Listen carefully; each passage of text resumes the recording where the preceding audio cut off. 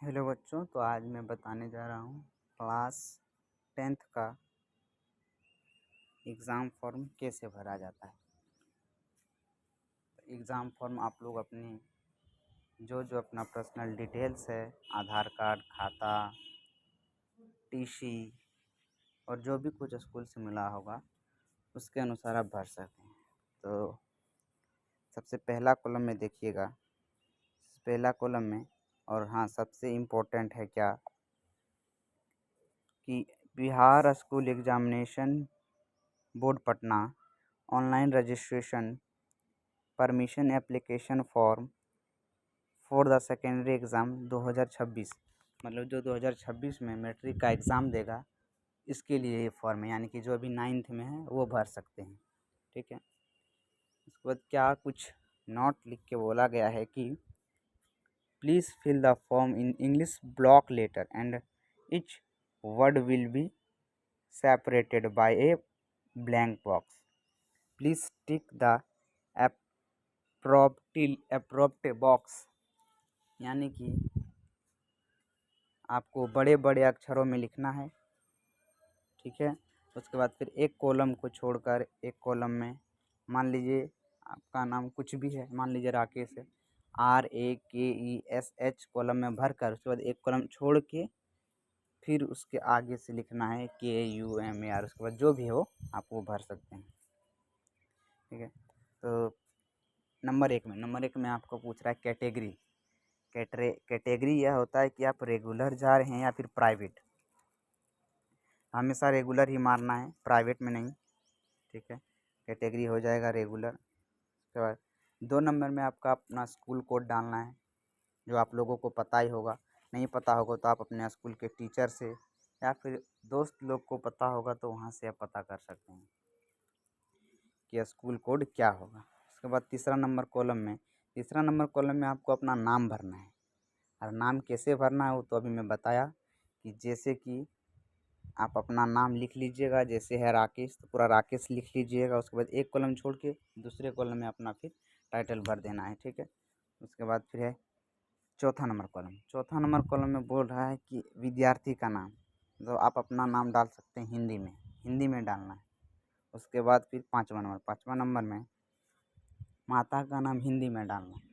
ठीक है, माता का नाम हिंदी में। उसके बाद फिर जो नीचे लिखा गया है मदर्स नेम इन इंग्लिश, उसमें अपना मदर का नाम यानी माता जी का नाम इंग्लिश में लिखना है, वो भी ब्लॉक लेटर में। हमेशा ध्यान रहे कि बड़े अक्षरों में लिखना है। ठीक है, नहीं तो वहाँ फॉर्म फिल नहीं होगा।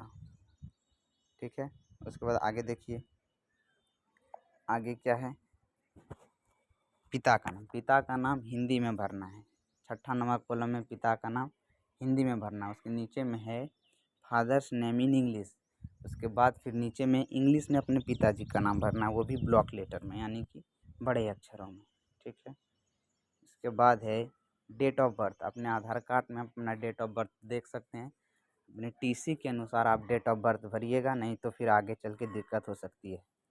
ठीक है, उसके बाद please tick the appropriate box, मतलब इस 8 से लेकर 13 के बीच में आप सिर्फ टिक करना है और कुछ नहीं करना है। ठीक है, उसके बाद जेंडर आप मेल फीमेल ट्रांसजेंडर या फिर नेशनलिटी जो भी हो, मतलब जेंडर आपको, आप अगर लड़के हैं तो मेल भर सकते हैं, लड़की है तो फीमेल भर सकते हैं।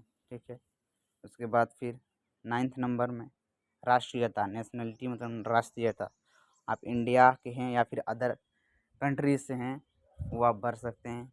तो ज़्यादातर तो इंडिया, अदर कंट्री का तो अलग कोई सिचुएशन होता है। ठीक है, तो आप लोग इंडिया भरिएगा, इंडियन। उसके बाद फिर 10 नंबर में कास्ट कैटेगरी, आप कौन सी कैटेगरी में आते हैं, जनरल में, ईबीसी में, बीसी में, एससी या एसटी में, वो आप टिक करना है, इसमें भरना कुछ नहीं, सिर्फ टिक करना है। उसके बाद फिर है डिफरेंटली एबल्ड।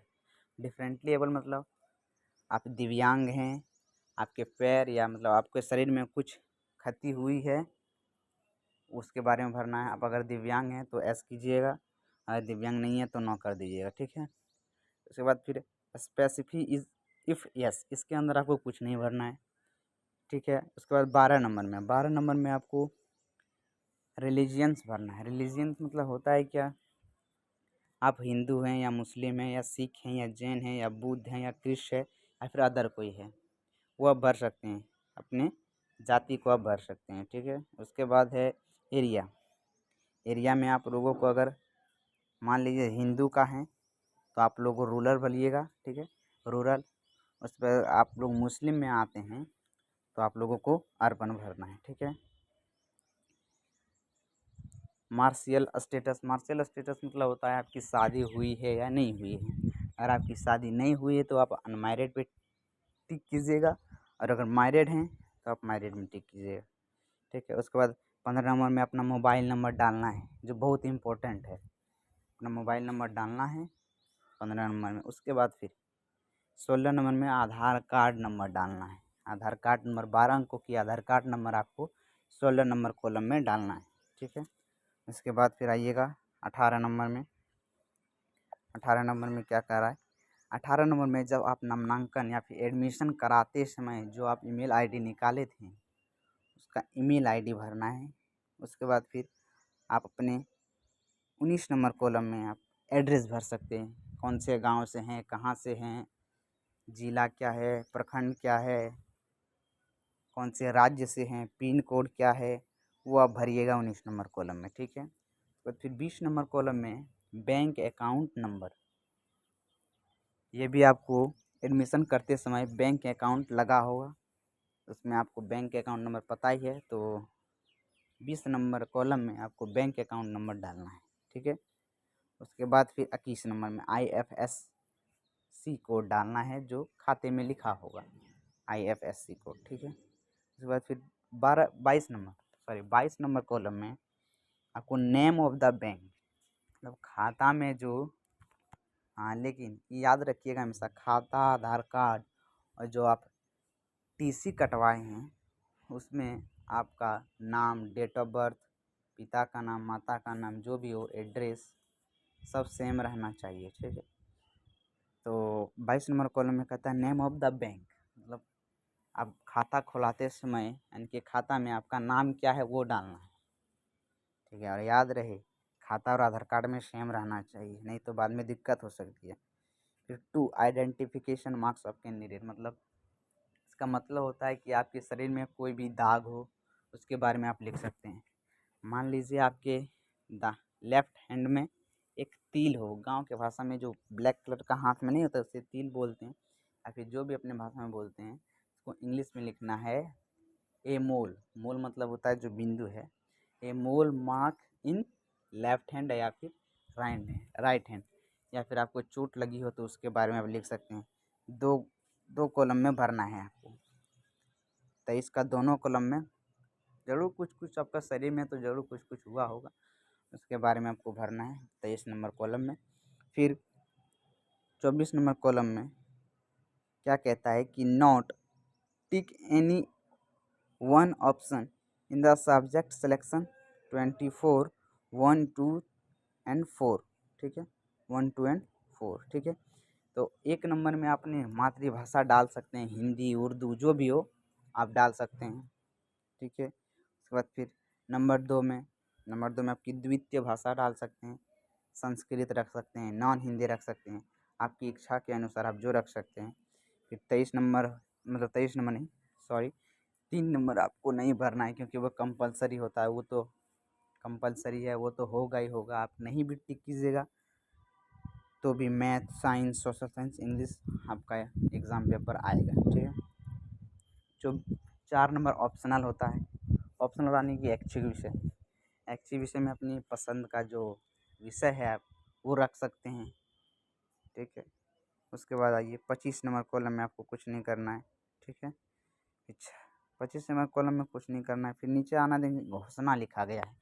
घोषणा के नीचे लिखा गया है, प्रमाणित किया जाता है कि इस आवेदन पत्र में दी गई सूचनाएं पूरी तरह से सही एवं शुद्ध है और इसमें कहीं पर भी किसी प्रकार का संशोधन की आवश्यकता नहीं है। जो भी सुधार एवं संशोधन थे सब करा लिए गए हैं। मतलब इसका मतलब क्या है, आप सब चीज़ मतलब सब कॉलम को भर लीजिएगा, जैसे कि मैंने बताया है सब कॉलम के बारे में कैसे कैसे भरा जाता है, सब कॉलम में भर लीजिएगा। उसके बाद उसको एक बार चेक कर लीजिएगा कि सही भरे हैं या फिर मिस्टेक हुआ गया है। अगर सब सही हो जाएगा फिर नीचे में आना है घोषणा के अंदर। इसमें आपको 3 कॉलम दिख रहा होगा। पहला कॉलम में बोल रहा है सिग्नेचर ऑफ द पेरेंट्स यानी गार्जियन। अपने माता या पिता का सिग्नेचर करा सकते हैं, करा सकते नहीं, करा कर लाना है, करा कर स्कूल में जमा करना है। ठीक है। उसके बाद फिर दूसरा नंबर कॉलम में है स्टूडेंट सिग्नेचर इन हिंदी। क्या है? स्टूडेंट सिग्नेचर इन हिंदी। आप अपना सिग्नेचर हिंदी में कीजिएगा। और याद रहे आज जो मतलब इस फॉर्म में जो आप सिग्नेचर कीजिएगा वो हर जगह करना है। अगर यहाँ अलग सिग्नेचर, 12th में अलग सिग्नेचर कीजिएगा तो फिर दिक्कत हो सकता है। 10th में अलग सिग्नेचर कीजिएगा तो दिक्कत हो सकता है। ठीक है। तो दूसरा नंबर कॉलम में अपना सिग्नेचर हिंदी में करना है। फिर तीसरा नंबर कॉलम में जो है आप अपना सिग्नेचर इंग्लिश में कीजिएगा। ठीक है। आप अपना सिग्नेचर इंग्लिश में कीजिएगा। ठीक है। उसके बाद फिर उसके नीचे में जो लिखा गया है कि प्रमाणित किया जाता है कि ऊपर दिए गए सभी विवरण का मिलान विद्यालय के सभी अभिलेखों से पूर्ण रूपन कर लिया गया है। तदनुसार उक्त परीक्षार्थी का पंजीयन आवेदन पत्र स्वीकार किया जाए। आप अपना, हम फिर से बोल रहे हैं कि आप अपना जो भी कॉलम भरे हैं सब अपनी जो दस्तावेज होता है सब अपने दस्तावेजों से मिला लीजिएगा। सही है तो सिग्नेचर कर देना है, गलत है तो दूसरा फॉर्म लेकर फिर से भरिएगा। ठीक है। उसके लिए घबराना नहीं है। ठीक है। उसके बाद घोषणा में 3 कॉलम को भर लेना है, सिग्नेचर कर लेना है। उसके बाद जो जो आपको दस्तावेज स्कूल में लगेंगी वो आपको पिन मारकर यानी कि स्टेपलर कर कर जमा कर देना है। उसके बाद फिर आपका हो जाएगा, आपका पंजीयन हो जाएगा। ठीक है। तो मैं फिर से एक बार स्पीड में बोलते जा रहा हूँ। 1 नंबर में रेगुलर या प्राइवेट, तो 1 नंबर में रेगुलर ही भरना है। दूसरा नंबर में अपना स्कूल कोड भरना है। तीसरा नंबर में अपना स्कूल नेम भरना है, जो भी अपना स्कूल नेम होगा वो भी फिर से बोल रहे हैं हम स्मॉल नहीं ब्लॉक लेटर में भरना है। इसमें ब्लॉक लेटर में बड़े अक्षरों में। ठीक है। उसके बाद फिर 4 नंबर में हिंदी में अपना नाम लिखना है, फिर नीचे में इंग्लिश में नाम लिखना है। फिर 5वां नंबर में माता का नाम, माता का नाम इंग्लिश में उसके नीचे में लिखना है। फिर 6ठा नंबर में जो है पिता का नाम हिंदी में, फिर उसके नीचे में इंग्लिश में। फिर 7वां नंबर में डेट ऑफ बर्थ भरना, अपना जन्म तिथि। ठीक है। फिर उसके बाद कास्ट कैटेगरी आप अपना कास्ट भर सकते हैं। फिर 11th नंबर में आप दिव्यांग हैं या नहीं हैं उसमें नो भरना है, हमेशा नो भरना है। फिर 12 नंबर में अपना रिलीजियन भर सकते हैं, हिंदू, उर्दू, मुस्लिम, जो भी आपकी जाति होगी वो आप भर सकते हैं। ठीक है। उसके बाद एरिया भरना है, आप कौन से एरिया में, मतलब रूरल हैं या अर्बन है, तो जो भी हो। हिंदू के लिए रूरल डाल सकते हैं, मुस्लिम के लिए अर्बन डाल सकते हैं, वो आप पे डिपेंड करता है, आप जो भी डाल सकते हैं। ठीक है। मोबाइल नंबर 15 नंबर में मोबाइल नंबर डालना है। सॉरी 14 नंबर छूट गया। 14 नंबर में अपना मटेरियल स्टेटस डाल सकते हैं, शादी हो गई है या नहीं हुई है, अनमैरिड या मैरिड, आप जो भी हैं वो आप भर सकते हैं। फिर उसके बाद 16 नंबर कॉलम में आपको अपना आधार नंबर डालना है। 17 नंबर कॉलम में आपको कुछ नहीं करना है।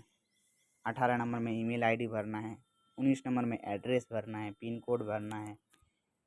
20 नंबर में बैंक अकाउंट नंबर डालना है। 21 नंबर में IFSC कोड डालना है। 22 नंबर में बैंक नाम डालना है, बैंक का नाम डालना है। 23 नंबर में दो अपनी कोई भी चीज़, चोट, खरोच, तीर जैसे जो भी हो, जहाँ पर भी हो उसके बारे में लिखना है। 24 नंबर में अपने सब्जेक्ट चूज़ कर लेना है, 1, 2 और चौथा नंबर में। 1 नंबर में आपने जो भी हिंदी रख सकते हैं, इंग्लिश रख सकते हैं, उर्दू रख सकते हैं, बांग्ला रख सकते हैं, मैथिली रख सकते हैं। सॉरी इंग्लिश नहीं रख सकते हैं, इंग्लिश तो नहीं कंपलसरी ही है। फिर 24 का 2 नंबर में अपना संस्कृत रख सकते हैं, हिंदी या नॉन हिंदी रख सकते हैं। ठीक है। फिर 3 नंबर तो कंपलसरी है, उसका कुछ नहीं करना है। चौथा नंबर अपना ऑप्शनल रख सकते हैं, यानी कि ऐच्छिक विषय आप कुछ रख सकते हैं अपने पसंद अनुसार, ऑप्शनल रख सकते हैं। फिर 25 नंबर में कुछ नहीं करना है। फिर घोषणा के नीचे एक कॉलम में आपका माता या पिता का सिग्नेचर, दूसरा कॉलम में आपका सिग्नेचर हिंदी में, फिर तीसरे कॉलम में आपका सिग्नेचर इंग्लिश में, उसके बाद फिर सब फिलअप करके चेक करके आपको जमा कर देना है। ठीक है, तो कैसा लगा यह वीडियो, कैसा लगा यह जानकारी, आप कमेंट में ज़रूर बताइएगा और इस चैनल को आप सब्सक्राइब जरूर कर लीजिएगा। ऐसे ही वीडियो हम आपको बना कर भेजते रहेंगे। उसके बाद अगली बार कुछ दूसरा कुछ ज़रूर भेजते रहेंगे। कृपया इसको सब्सक्राइब कर लीजिएगा इस चैनल को।